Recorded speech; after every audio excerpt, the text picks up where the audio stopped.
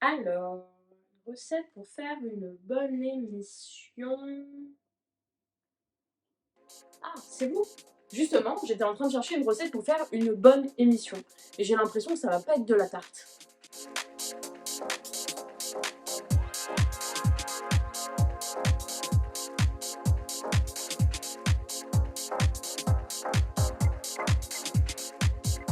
Selon moi, le plus simple, c'est d'aller regarder tout simplement ce que font les grands chefs pour pouvoir s'inspirer. Comment fuir cette mobilisation?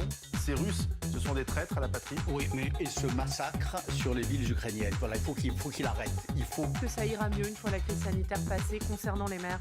Bon, c'est sympa, on voit une ambiance conviviale, des gens assis autour d'une table, comme pour un dîner finalement. Mais il y a beaucoup d'hommes, non? Le problème des chaînes, c'est un problème pragmatique, c'est un problème d'audience, toujours.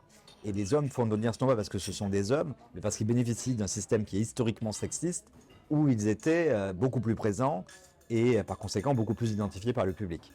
Trop c'est trop, l'Arcom a décidé de taper du poing sur la table et des médias tels que TF1 se sont lancés dans des grandes politiques de diversité en formant ces expertes à intervenir sur les plateaux télé. Nous sommes d'abord allés chercher des expertes dans des domaines dans lesquels nous avions l'impression qu'il nous en manquait. Et l'idée, c'était vraiment qu'elles soient parrainées et marrainées par un chef de service, un rédacteur en chef, un présentateur, une présentatrice. Seulement 46% de femmes sont représentées lors de ces émissions et interviennent en tant qu'expertes. Elles étaient 40% en 2016, il y a donc eu une augmentation notable que l'Arcom a exposée dans son récent rapport de mars 2022.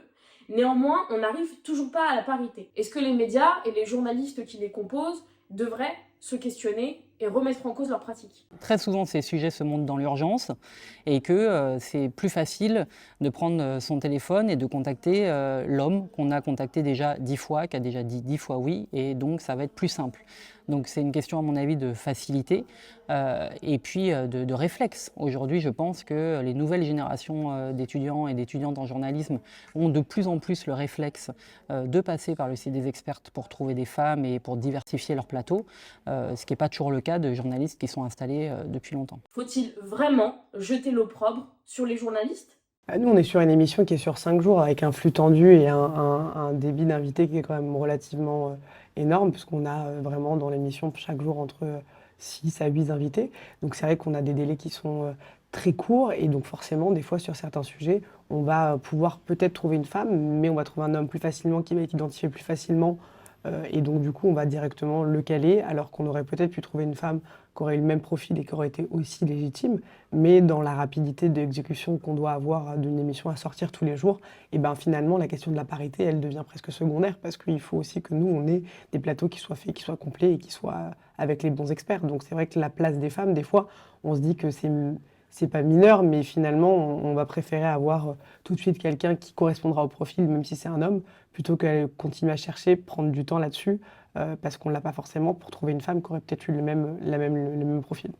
Existe-t-il d'autres freins qui empêchent les femmes de venir sur les plateaux? Un homme a moins de charge mentale de la famille et donc on va avoir des premiers blocages d'organisation. C'est-à-dire que quand on appelle quelqu'un pour intervenir 2 heures plus tard, et ben quand c'est une femme, il y a de fortes chances qu'elle ait à gérer la vie de famille, les enfants, etc. Donc ça, c'est le premier blocage. Deuxième chose, c'est l'autocensure dont elles font preuve, qui est un problème sociétal, que les femmes sont socialisées, on leur explique qu'elles interviennent moins bien, qu'elles sont moins structurées dans leurs réflexions, etc. Et donc c'est des choses qu'on intègre et qui ensuite nous bloquent pour aller parler dans les médias.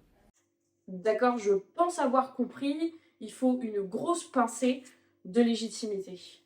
J'intervenais dans ces émissions-là et que vous apprenez, surtout sur CNews, vous apprenez dans le taxi, quelle est la liste des sujets. Ou pire encore, on vous a donné la veille une liste de sujets sur laquelle vous avez travaillé, et après dans le taxi vous apprenez que tout est changé, et en général à l'époque c'était pour parler des gilets jaunes, même quand ça n'existait plus.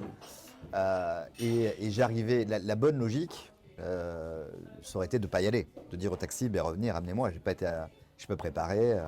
Et il m'est arrivé d'y aller et d'essayer de faire le job quand même. Est-ce qu'une femme aurait fait ça, ou est-ce qu'elle se serait auto-censurée? Je ne sais pas. L'Arcom relève dans son rapport que la majorité des chaînes de télévision ont fait un effort quantitatif pour permettre la visibilité des expertes sur les plateaux télé, comme par exemple TF1 ou France Télévisions. Néanmoins, certaines chaînes de télévision restent en marge, comme par exemple la chaîne CNews, qui ne compte que 28% d'expertes sur la période analysée, contre 51% pour France Télévisions. Est-ce que l'Arcom doit sévir contre ces chaînes? Est-ce que l'autorité administrative indépendante a la possibilité de pouvoir agir pour pousser ces chaînes à mettre en avant des femmes expertes?